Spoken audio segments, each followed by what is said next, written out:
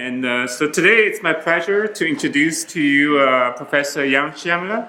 Professor Chemla received his PhD from UC Berkeley, actually in applied superconductivity.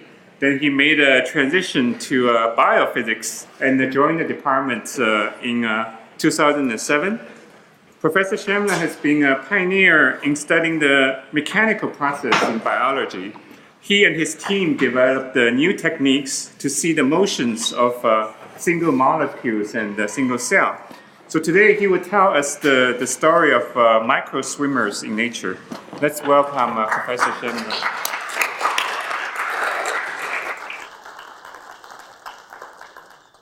Thank you. Can everyone hear me okay? Yes? Maybe up more? Oh, it's on. Should I turn up the mic? Is that better? A little bit? Yeah. Well, so first of all, thank you all for coming. From the last of this talk this semester. It's a great crowd. Yeah,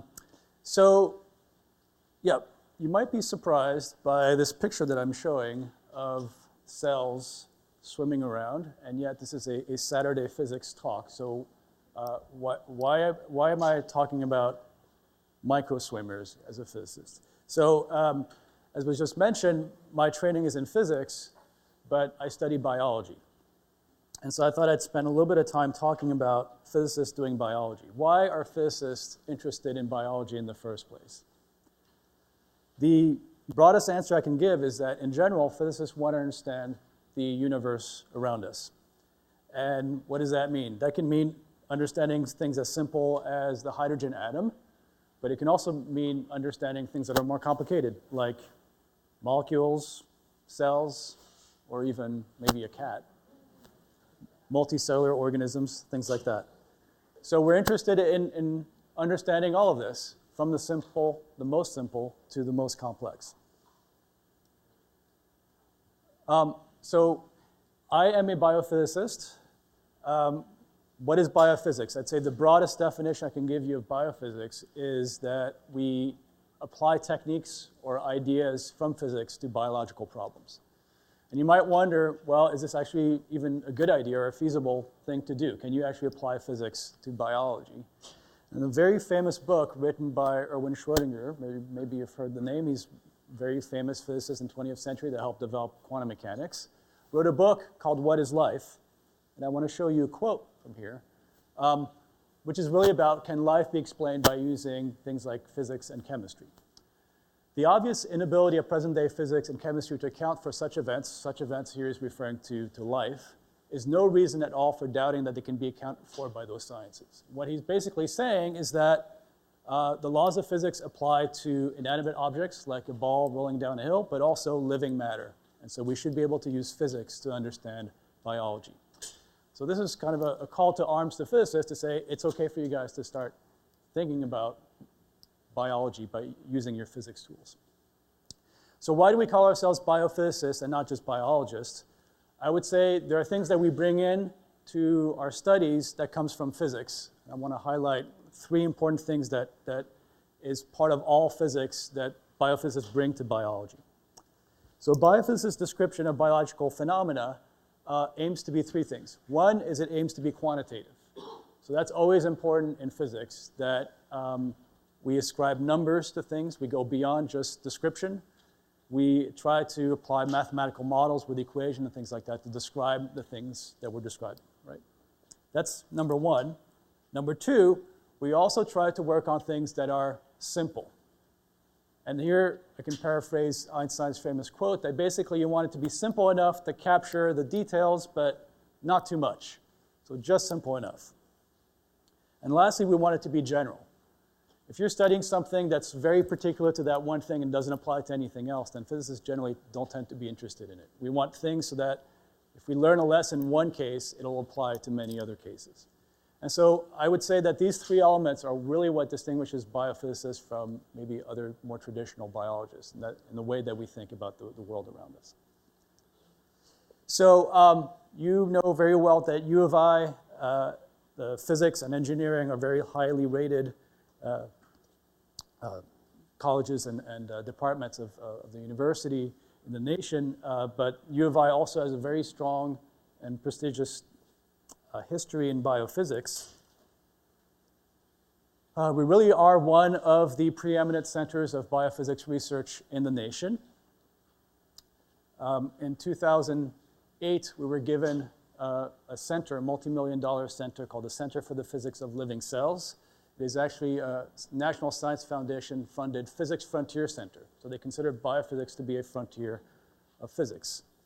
There are only about 10 of these in the nation at any one time, so they're very prestigious. And they're in all sorts of fields of physics, ranging from cosmology to all other things. So U of I was actually recipient of the first one of these that focused on experimental biophysics. We've had it since 2008 for about 10 years. And as the name suggests, our aspiration is understanding the living cell.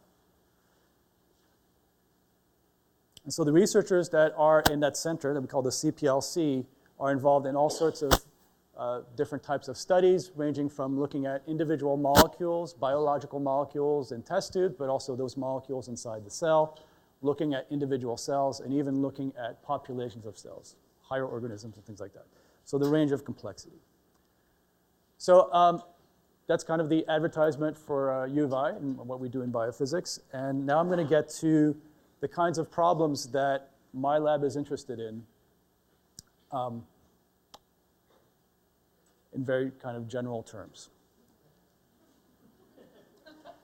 So, by the way, if any questions come up, don't hesitate to interrupt while I'm talking.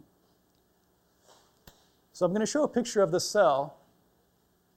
Now, in the early days of biochemistry, scientists viewed the cell as maybe little more than just a bag of chemicals that bounce around each other and interact through chemical reactions. But we know through the last few decades of work that the cell is actually much more complicated than that. And one way of thinking about the cell, which people in my field tend to do, is to think of the cell as a kind of factory. So a factory meaning something with gears and moving parts and particular tasks that are carried out by machines, molecular machines.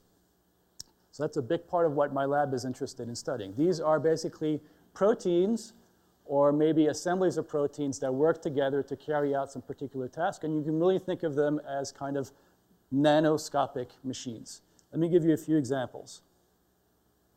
So this is a famous movie called The Inner Life of the Cell. Maybe some of you have seen it, of one of these molecular machines that's moving cargo around the cell. So this is a molecule called kinesin.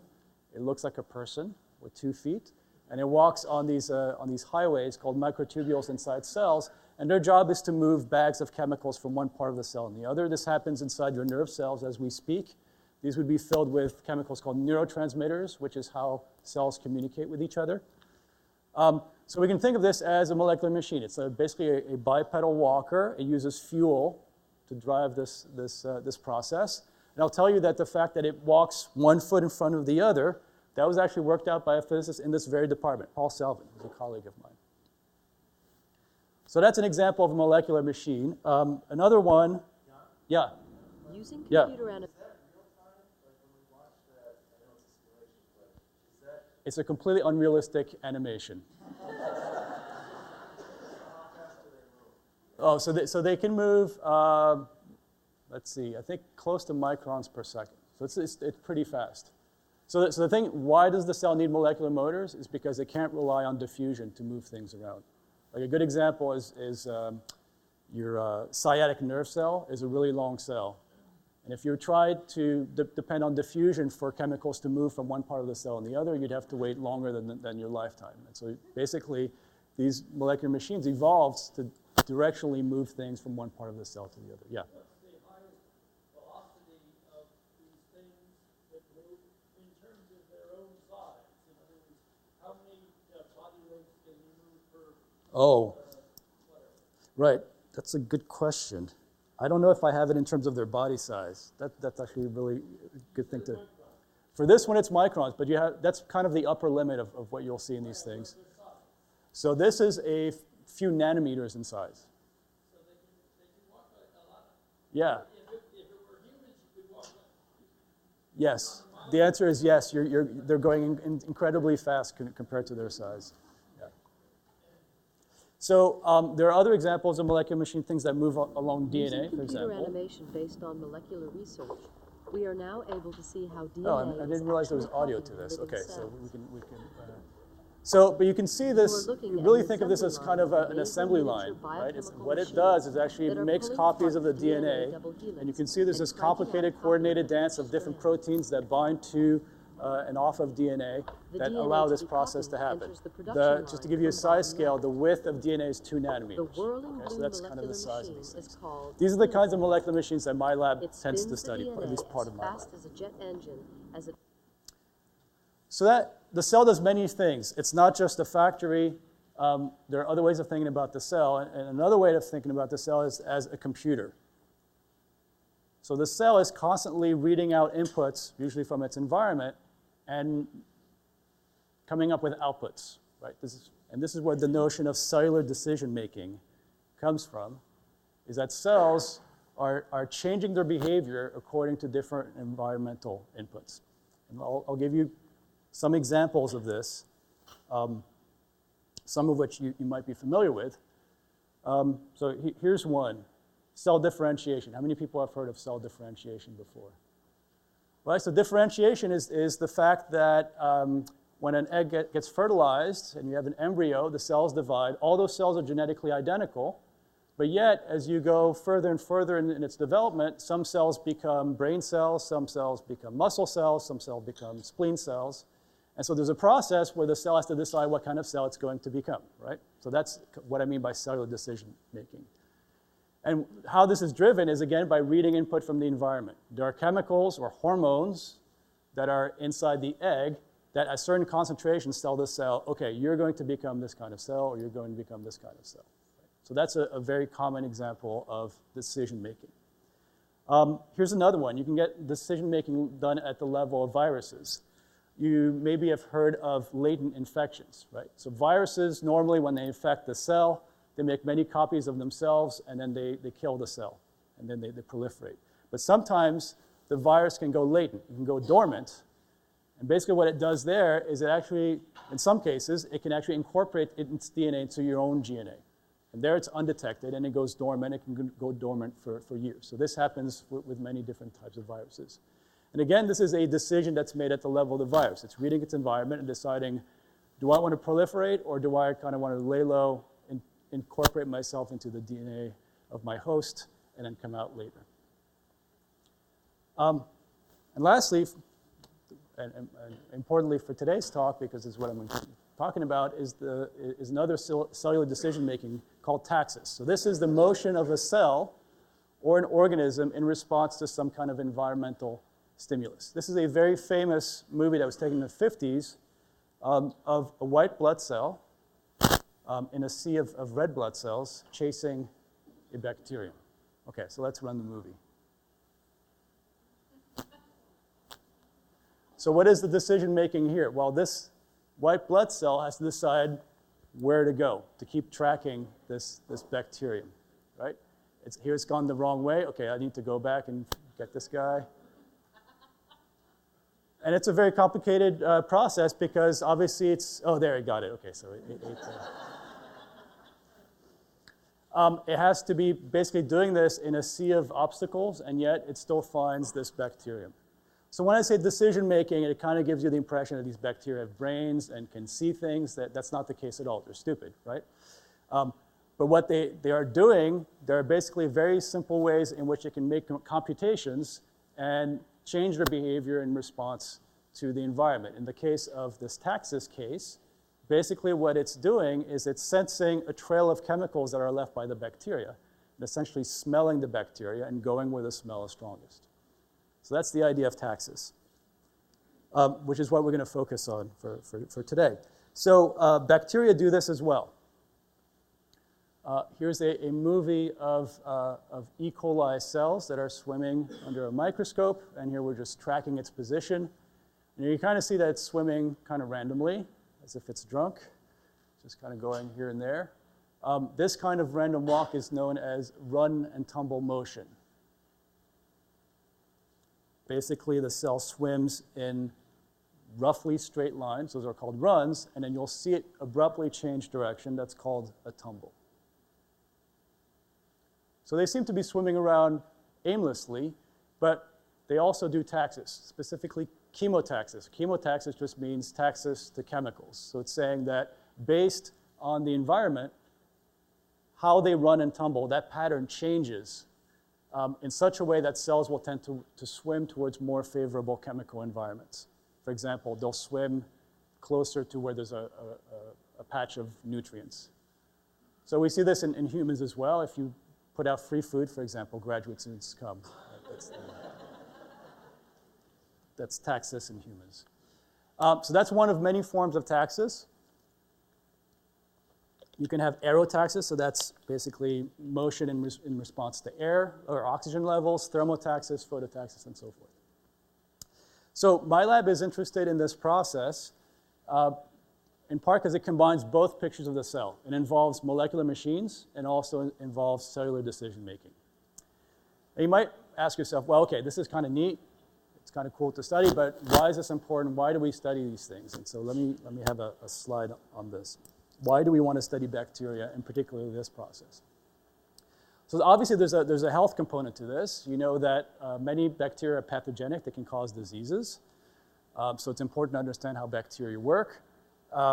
This is particularly important nowadays because you're seeing more and more of these strains that are antibiotic resistant. So people are really starting to look at microbiology again. There are bacteria that are actually beneficial to us. The microbiota is basically the set of microorganisms that includes bacteria that coexist in our bodies, and it's a mutually beneficial relationship. They live in our bodies, they like living there, but they can also do useful things for us, like digest certain foods and so forth.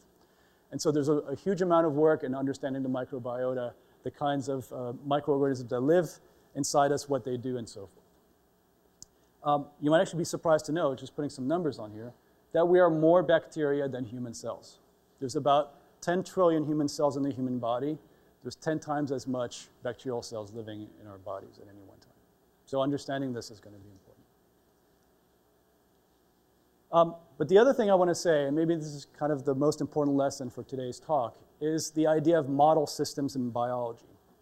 Biology is really hard, and most systems are way too complex to understand. If we try to do everything in humans, it's basically an intractable problem, and there are even ethical problems of trying to study things in human cells. And so biologists have developed model organisms that can help us study these processes.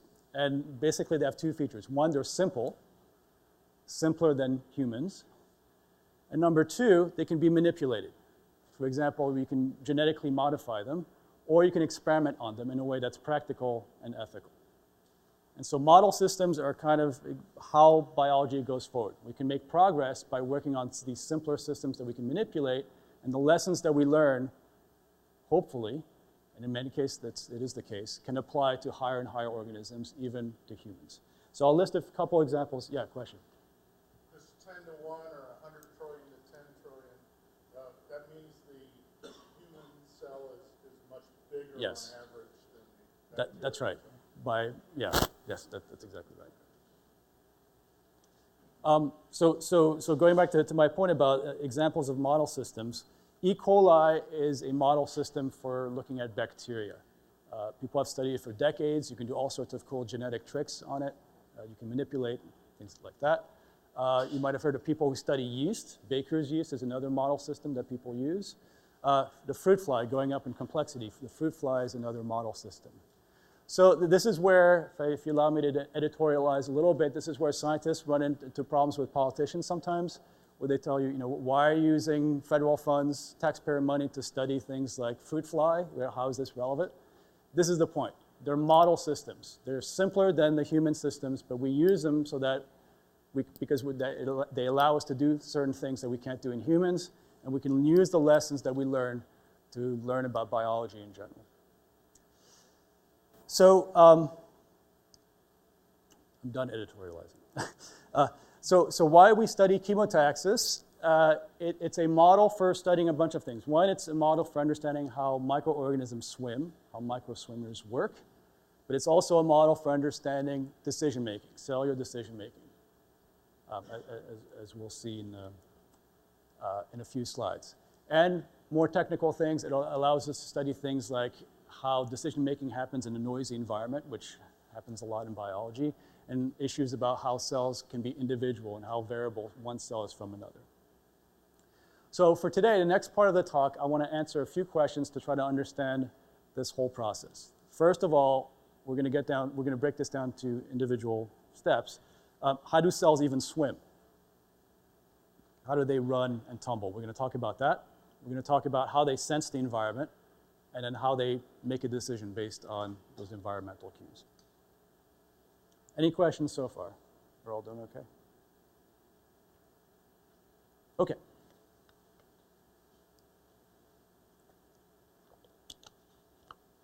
Oh, this is where I should.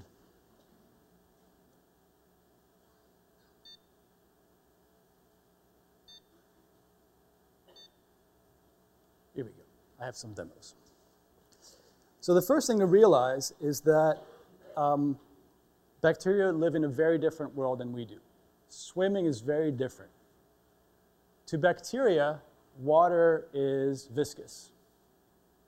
So what do I mean by that? What is viscosity? That's basically things like molasses that don't move a lot. In one of these bottles, I have water, and in the other, this one, I have glycerol. Glycerol is viscous. Water is not very viscous. Now let's see if I can do this at the same time and drop these pebbles at the same time. Right? You can see that the pebble fell through the water almost instantaneously. Well, it took a little bit of time, and then this one took much longer to fall. Right? The viscosity basically creates a force that impedes it from moving down. And bacteria essentially live in a world where water feels a lot more like this than it does like this. So they're moving in molasses the whole time. Now this was described, well, it was described many years ago, but a great resource to understand this, if you're interested in this problem, is a paper by Purcell that was published in '76. It's a very easy read, and it's a fascinating paper. So the idea is as follows. You can actually quantify how important viscous forces are through a number called the Reynolds number. It's basically the ratio of inertial forces and viscous forces. Inertial forces, you know, as basically if I take this ball and I set it to go, you can see that it coasts. It keeps moving after I've applied a force. Viscous forces, on the other hand, impede that kind of motion. They make it stop. And so the ratio, which is a unitless number, tells you which one is more important.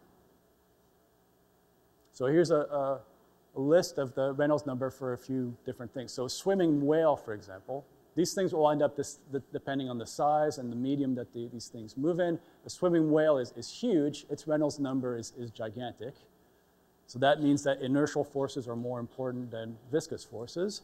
An insect wing is closer to 1, so they're, it's 30 times more, inertial forces 30 times more important than viscous forces. For swimming bacteria, it's much, much less than 1. So what that tells you is that inertia really does not matter at all to a cell. Viscosity matters a lot. And one of the consequences of this is that bacteria cannot coast. Right? If they push off and then they stop pushing off, then they come to a dead stop.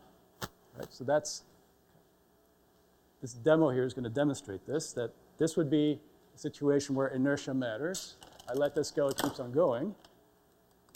But if I try doing this on sand, I let this go, it basically comes to a dead stop. Right? So bacteria cannot coast. They have to keep on moving, and the strategies for swimming are going to be very different for bacteria than they are for humans.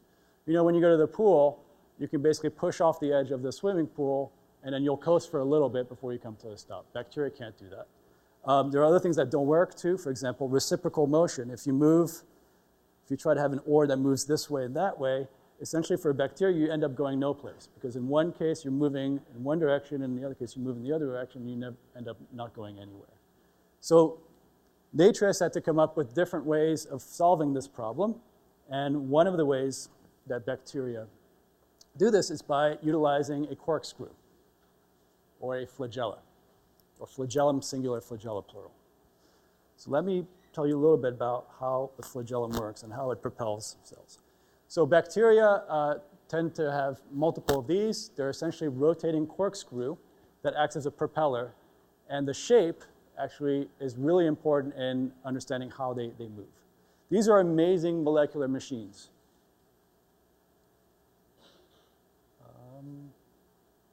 There we go. They're these essentially rotary engines that are driven by fuel, and the fuel ends up being the flow of ions across the cell membrane. And so it's this amazing, this is many nanometers in size, and it drives this very long filament that can be microns long. And it rotates in one direction.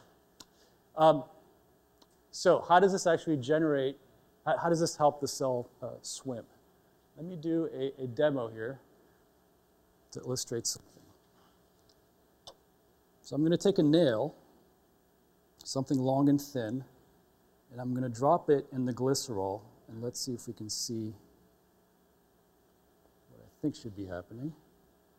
Okay, so make sure you watch what happens to this as I drop it through.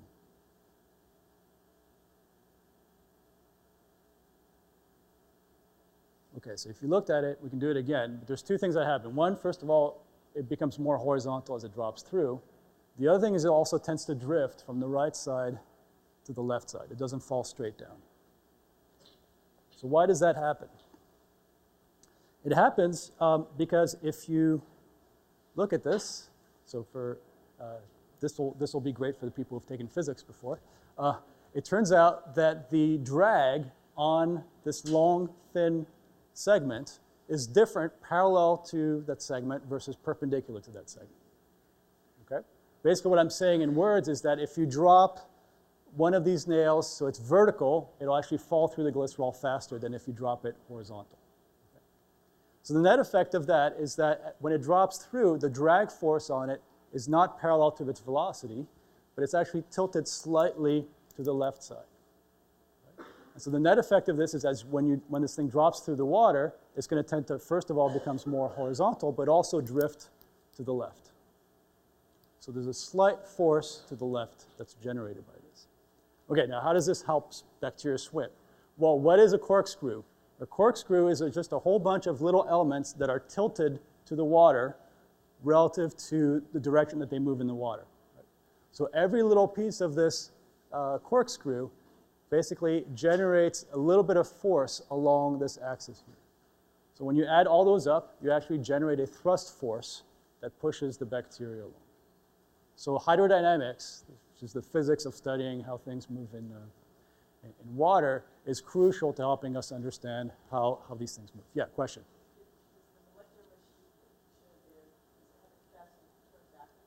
Yeah, we're going to talk about that in the next slide. Yeah. Yes, sir. Oh, so that depends on the angle of this thing. So if it's, yeah, so if it's tilted in the other way, then you'll get drift in the opposite direction. Anyone else? Okay, so the question I was asked is, do these things go in the opposite direction? They do, and that actually explains tumbling. Okay, so here's a movie of cells that have been fluorescently labeled. Right, and you can see here, this is when it's running. You can see these flagella and how they're spinning around, or these helical propellers. So it turns out that this machine is bidirectional.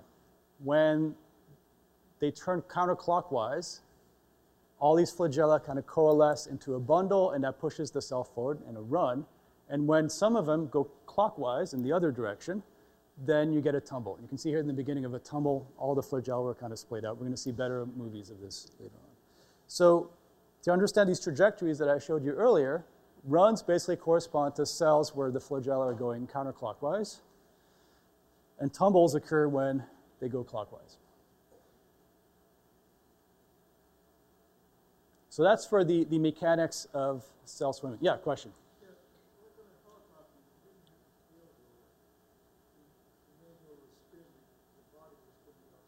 Yeah. It does not have a compensating mechanism, but the cell body actually does counter-rotate. But because there's a larger drag on it, it counter-rotates slower than the flagella. And so, yeah, good question. Okay, so that kind of describes the mechanics of, oh yeah, in the back, sorry. Yes, that is real-time swimming cell under 100x magnification, yes. That's liquid. That's all done in liquid. Also, locomote through air. So E. coli can move on the surfaces of objects. So it's moving basically at the interface of something that might be viscous and air.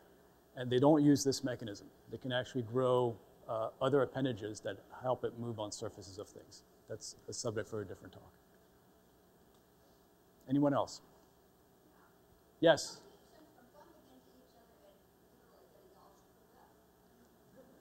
Literally nothing. They can bump into objects and get stuck. Yeah, that can happen. And so you'll get cells that will keep kind of bumping into something until they you know, they're not that smart.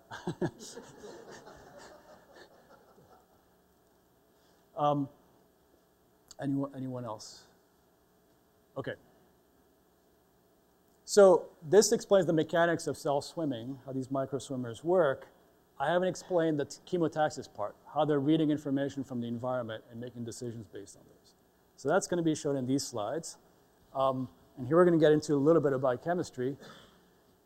Basically, the cells contain a circuit that helps it analyze the environment and decide whether it's going to run or tumble. The key protein in all this is something called KY. KY stands for chemotaxis gene Y. Scientists aren't very clever with their names, but that's what it is. And this protein, turns out, it can be in two different states. The only difference between these two is actually this very small chemical modification called a phosphate group. And all this does is basically tells the cell, so if it's in this green state, that's go. That's a signal to the cell to go. That's a run. And if it's in this phosphorylated state, that's a stop signal. That's telling it to tumble. And I'll explain exactly how that happens. So inside the cell, there are two enzymes that work on this. One is called Ka, and what it does is it adds this phosphate group to this protein, and there's a protein called Kz that does the opposite. That takes the phosphate group off into the other form.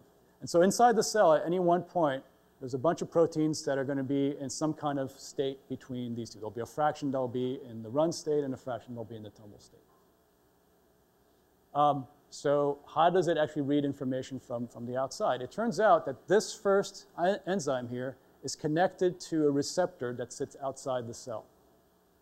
And through a mechanism that's not completely understood, there's people actually here on campus who study this, the activity, so how good this enzyme is coupled to what's going on outside. Let me show you how this works. So let's say you have some chemical outside that the cell likes. We'll call it generically an attractant. If it binds to this receptor, that tends to turn off that enzyme. And so what happens is now, because this one's still working, you end up getting a preponderance of the go signal of your QY. On the other hand, if you have, let's say, something that it doesn't like, a repellent, that could be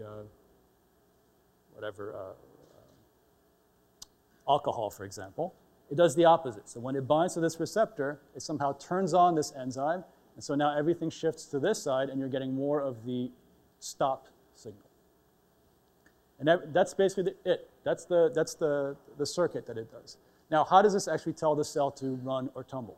It turns out that this protein can move around in the cell and bind to the motor and get it to switch direction. It's an amazing feat of molecular biology. This thing can actually bind to the motor, and just like the gears on a car, when it binds to it, it gets it to switch direction. Oh, and the important part is that it's only when it's in this state. So just that addition of a few atoms to it makes the difference. So when it binds to the motor, it gets it to switch. So if you look at the individual motors, basically if, depending on the concentration of this phosphorylated, the stop version of QY, you will either turn clockwise or not clockwise. So if the concentration is low, things will rotate counterclockwise.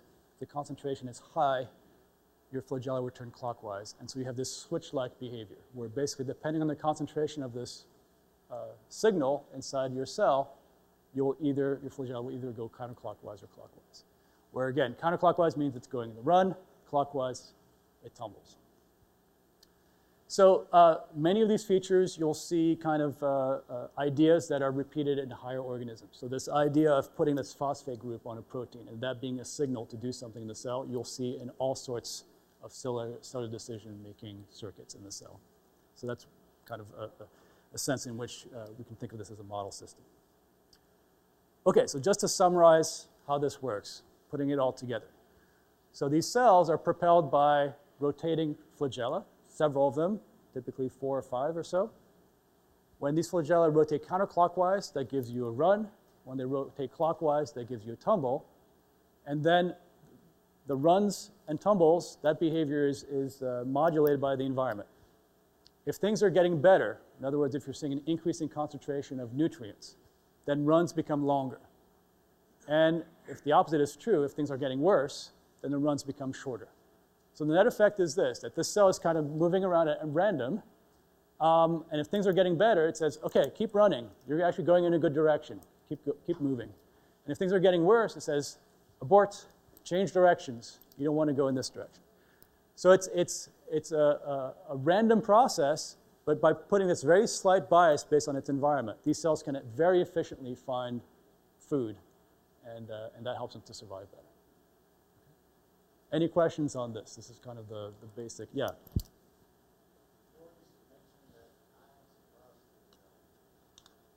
Right.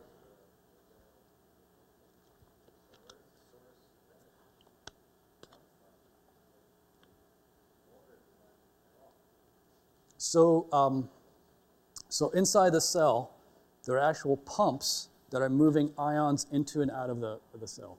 And there's actually a voltage difference across the membrane of the cell. The way to think about it is that voltage difference ultimately is the energy source. It's like a little battery that helps. So there's no ATP in this case. Other molecular machines run on ATP. This one in particular runs on that voltage difference across the cell membrane. There's a question over there, and then I'll, yeah. So how often is like phospholipid groups randomly detached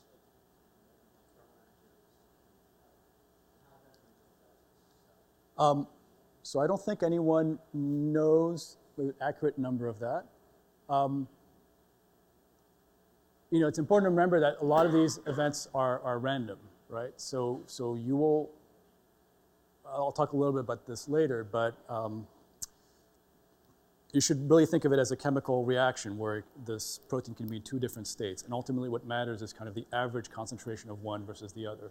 So if in one protein the thing falls off, it doesn't end up being that much of a difference to the whole cell because you have thousands of these molecules inside the cell.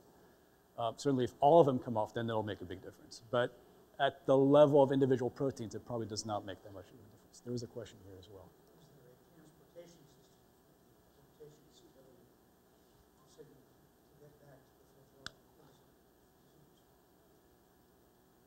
Wait, repeat that question. What needs to get back to the flagella? The CW rotation Yeah.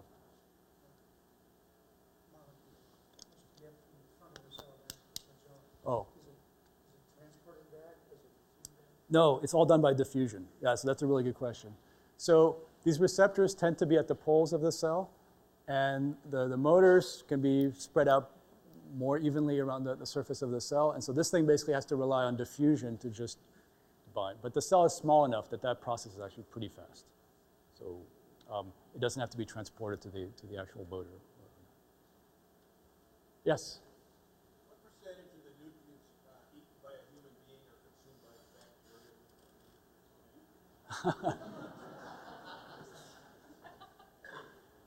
So they eat things that are broken down. So they'll eat things like amino acids and various chemical modifications of those. So how much of our food is that? I think a lot of it, actually. Yeah. Yeah. So based on just like my current understanding of literature, about like 10% of like your caloric energy comes from like gut microbiome, like fermentation targets. Oh, okay. Very good. Thanks for that information. Okay. So for the next, now that we've kind of set the basics of how this works, I want to talk about how you measure these things and how my lab is actually measuring these things. think we're actually done with these demos, so let me...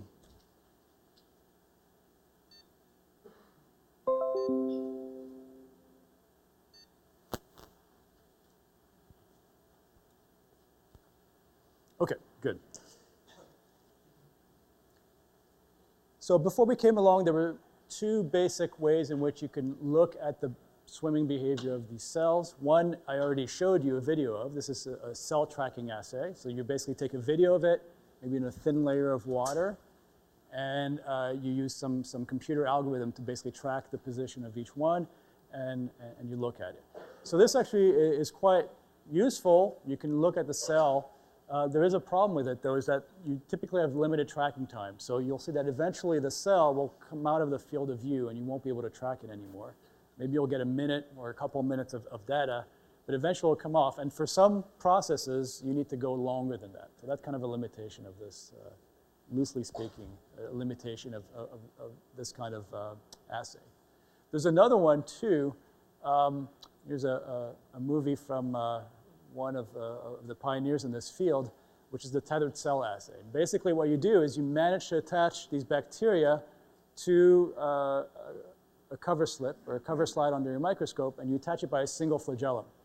And so what happens is that flagellum is attached to the surface, and it spins the cell, the entire cell, one way or the other. And so you can see some of these, you'll see them rotating clockwise and some of them counterclockwise. So that resolves the issue of tracking time because they're immobilized on the surface. You can look at them for hours in principle. But the limitation of this assay is that you're looking at the behavior of an individual flagellum, right? And cells like E. coli might have 4 or 5 of these, and they swim. And so you're not looking at the behavior, the swimming behavior of the cell. And there might be differences in this kind of assay that you don't capture. And so that motivated my lab to develop new techniques to look at this. And so let me tell you how we approach this problem. We use a technique called optical tweezers. So optical tweezers essentially use laser light to manipulate microscopic objects. If you place some, let's say, micron-sized sphere made out of plastic or glass, and you shine a very strong laser beam in the water, you'll find that it will be attracted to where the laser light is brightest. And that effect is captured in this equation here that's called the gradient force. Those of you who have taken freshman physics, you might have seen something like this. But to describe this in words, this is the exact same phenomenon that happens when you use a magnet. Right? So let's say you take a magnet and you put it next to something that's magnetizable, like a paper clip. You'll notice that the paper clip gets magnetized and then it gets pulled into the magnet. It's the same physics that's going on here, only it's done not with magnetism, but with electric fields, and the electric fields from the light that you're using. So to make an optical tweezers, what you do is you take a light beam and you focus it down to a very tight point with a good lens, and that creates a very sharp focus. And then this microscopic object actually becomes attracted to where the light is brightest, and you can hold it there using light.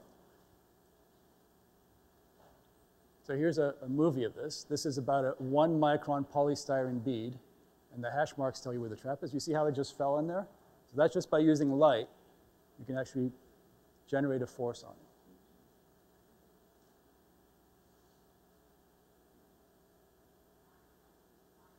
There we go. Okay, so you can do this not just with micron-sized beads, you can do it with cells as well. So here's a movie. You don't see the optical tweezers itself. It's in the IR, so it's not visible to us. Oh, and there. Okay, so you can see that it fell into the trap. What we're actually going to do is actually put 2 traps next to each other so that we can align this parallel to, or horizontal. So that's going to happen in a second here. Okay, there we go. You can see the cell basically is immobilized. You can see that it's actually still wiggling around. And when we turn off the trap, which should happen in any second,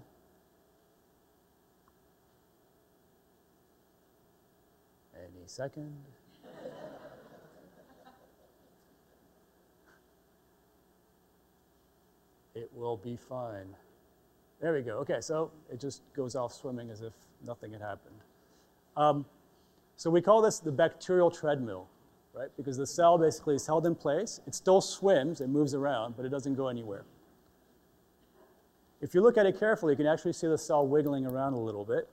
And we can detect that by using the light that's scattered by the traps and the object that's in it. If we place that into, if we image that onto photodetectors that are position sensitive, you actually get a very sensitive readout of the motion of the cell. So let me actually play a sound clip.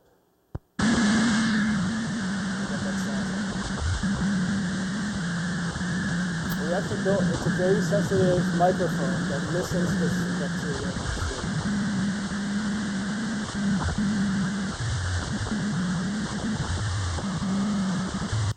Okay, so it might sound like noise to you, but it's beautiful music to me. If your ears are good, you would have noticed two things. First one is that you actually hear two sounds, two pitches. And that is related to a question I got earlier. What is those two sounds coming from? They're due to basically oscillation and rotations of the cell due to this flagellar rotation. And you get two of them because one of them is due to the flagella rotating at a high speed, and the other one is due to the body counter-rotating, and it counter-rotates slower because there's more drag on it. So this is a plot that basically tells you that you have two peaks corresponding to those two frequencies, and if you put a dead cell in there, you don't get anything. So essentially, the cell body is kind of wiggling around in there. This is what the signal looks like in time. And if you look at it in space, this is basically telling you that each end of the cell is wiggling around. And so we can use that wiggling to tell us when the cell is running. Now, the other thing you might have noticed listening to that sound clip is that you also get these moments where the sound drops out. So that's shown here. Basically, you get these periods where it's oscillating, and you get stuff that's more erratic, more noisy. And those corresponds to runs and tumbles. So when it's oscillating, it's a run. And when it's kind of random, it's a tumble. So this thing is basically like an odometer. It's keeping track of how much the cell is moving around. And when it tumbles, it kind of goes crazy. Now, just to verify that we are seeing the runs and tumbles, what you can do is you can do some fluorescence imaging. You can do a genetic trick where you label the flagella, so they show up as fluorescent things. And basically what you see is that it matches perfectly. So these flagella they're nice in a bundle in the running form here, and then you can see that they break apart when they're tumbling, and then they come back together when they're running. So the advantage of doing this, yes? So you see it, so that's a great question, because the cell is stationary, so you can't see that it's changing direction, but what you can see is what the flagella are doing. Right? And the flagella are kind of splayed out all over the place. And we know from past studies that that corresponds to a tumble. Okay, so that's another great question, is that even, let's say, if you have an environment that's completely uniform, it's still going to do this at some frequency. So there's kind of a randomness that's just built into it. If you put in a chemical that it's attracted to, then you'll see that that'll change. But the frequency, basically what you're doing is you're changing the frequency of these events. So the advantage of our method is that you can do this for a very long time because you've trapped the cell. So here's a 1,000-second trace of this. You can go upwards to an hour. How are we doing on time here? Is that 5 minutes? Okay, so I'll try to go through the rest very quickly.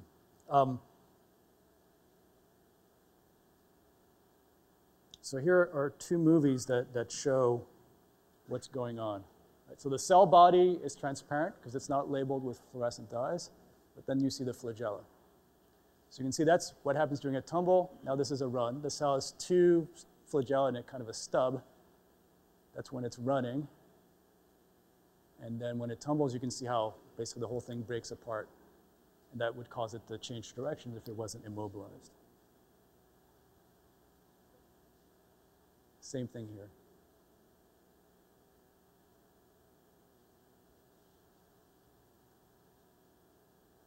So as I mentioned from the question, this is all under an environment where everything is uniform. So it's not chemotaxing in the sense that it's not really doing anything. There's nothing for it to move towards. But we can play tricks with it where we do change the environment. And so here, basically, there's an experiment where we've created a flow cell where we flowed two different streams of fluids. In one, there's nothing, and in the other, we've added some attractant. And what we can do is move from one to the other. So we basically start the cell off in something blank, and then we move it to another stream where there's attractant, and we see how it responds. Okay, so this is basically in one, so it's down here where there's no attractant, and you can see it's still running and tumbling, so that's still kind of a random process. And then we suddenly move it to where there's an attractant, and then you immediately see that the response is for it to run. Right? So it's basically saying conditions have gotten better, keep going where you've been going, run. And then eventually you see that it starts tumbling again. So this is something I didn't have time to discuss. This is called adaptation. Similar to the process that, if you go in a dark room, at first you can't see, but then your eyes adapt to the light level and you can start to see better.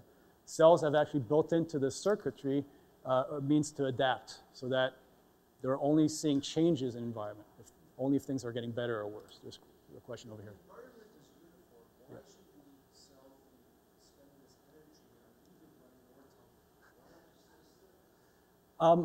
So they still need to swim around because, so first of all, the food source might not be localized exactly where they are. So you kind of actually need to move around, like you're foraging, right? Think about an animal in the wild, for example. They're going to forage in certain areas where there is food.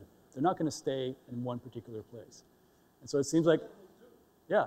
So basically what these cells do is they'll move around at random in a particular area. They'll forage around there. And then when conditions are getting worse, it's basically, okay, change direction. This is not working out. And when things are getting better, it says, okay, keep going in that direction. And there's going to be some good stuff over here. But it's all, done at the molecular level in a very random way. It's basically by slightly biasing one way or another, these cells are able to find food sources very effectively. Because we're running out of time, I'll go through the rest of this very quickly.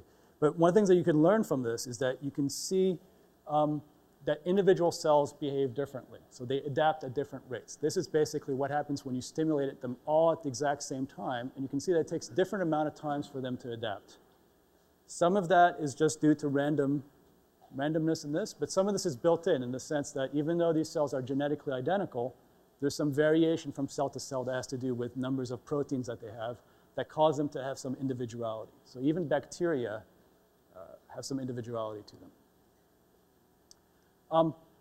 I'll finish with just a very short summary of one of the last things that we've done, is to basically understand how a cell decides whether it runs or tumbles. So these cells have multiple flagella that can go counterclockwise or clockwise, but I haven't told you what exactly is the set of rules to say, do you run or tumble?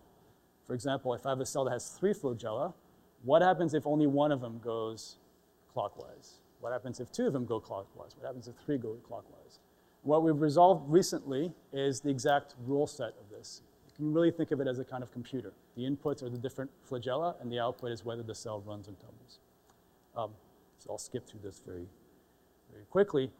But the basic idea is that we can use our measurement where we can basically image what each of the individual flagella are doing, tell whether the cell is running or tumbling at that time, and figure out exactly what that computation is. And the take-home message ends up being that these flagella tend to be synchronized. They all tend to switch around the same time.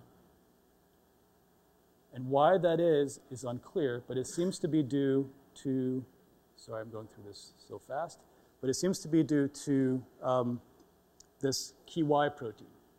That seems to be inherently noisy and fluctuates. What happens is, in the real cell, the concentration of this protein, of this signal to switch, is fluctuating up and down by very high levels. And so when it fluctuates to a high level, you end up getting all these flagella to switch at the same time.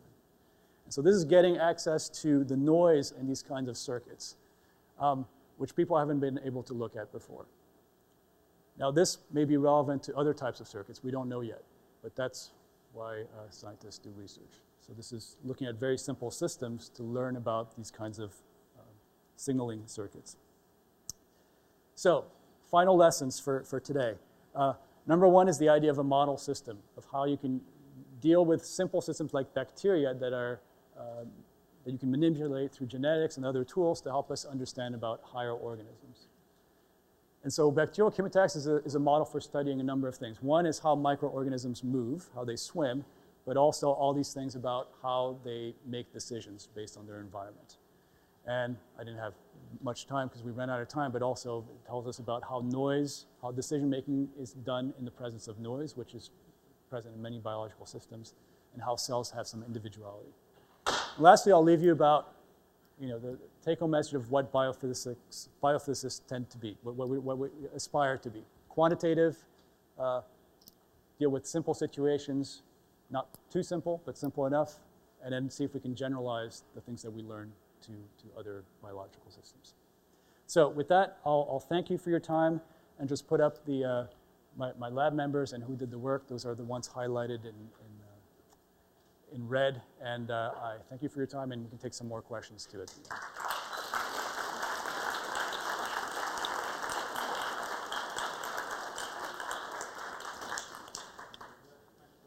Yes, sir. It seems that a lot of the activity inside the cell is more mechanical than chemical. Is that true?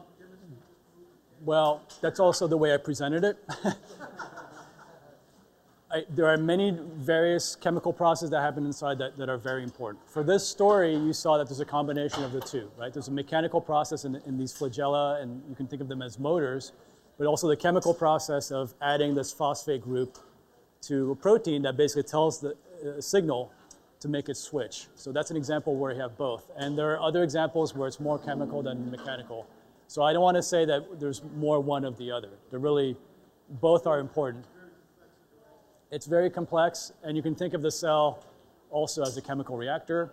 There are many ways of thinking about the cell. The way I approach it, because of the tools that I have, is to think of it like a factory, so mechanically, but then also as a computer. Yeah. I recently heard something on the radio about a study in Stanford Uh-huh. that was the cell affecting the environment, the environment. Affecting the cell. And they were able to put stem cells in human brains that actually stopped the enzymes and whatever was causing the inflammation, and nerves that they thought were dead from a stroke. Uh-huh. We're able to resuscitate it, yeah. And so they're already doing this on humans. They're phase 2 now. Right. So that's an important point, is that that relationship goes both ways. So cells can affect their environment, and that's a way in which they communicate with other cells. So that can be done chemically. For example, in the example of differentiation, hormones being present in the egg can tell different cells what roles they need to play.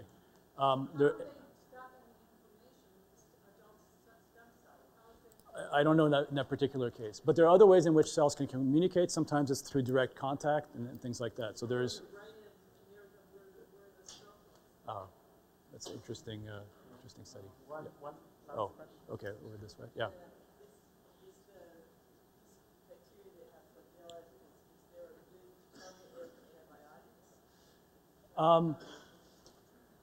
So in principle, you could do that, but it's not very effective because you want. So what people tend to use for antibiotics are things that target things that all bacteria do, right? So all bacteria need to make protein. They all need to replicate their DNA and so forth. So people have tended to build antibiotics that target those things that's in common with all bacteria. Whereas targeting motion might not be as effective because it might be different in different types of bacteria. So while I think there's certainly possibility of developing antibiotics that target its motility, its swimming behavior, it's not clear that it would work with other types of bacteria. Whereas if you target the things that copy DNA, all cells need to do that, and so that's a much more effective approach. So Professor Chemla will be here a little longer if you have questions. Okay. Come down. Thanks again.